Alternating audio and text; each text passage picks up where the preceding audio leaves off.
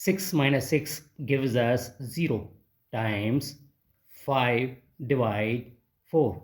Now 0 times 5 gives us 0. Then divide 4. Finally 0 divide 4 gives us 0. But this answer is not correct, because according to order of operation, first we do parenthesis, then exponent, then multiplication or division, finally addition or subtraction.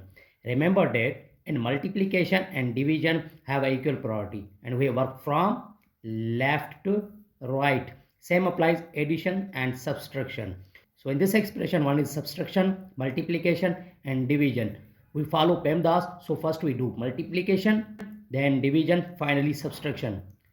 Now 6 minus, here 6 times 5 gives us 30.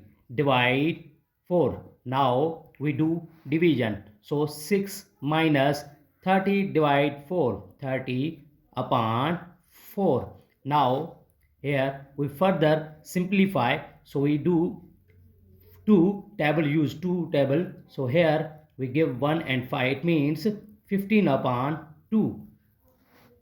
Now 6 minus 15 upon 2. We apply LCM, means we get first LCM to LCM, because here one is denominator and this denominator is 2. They are two different. So first we do common denominator, which is 2.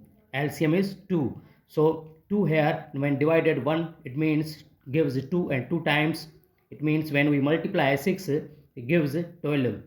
12 minus, now 2 divided 2, it means 1, and 1 times when 15, it means 15.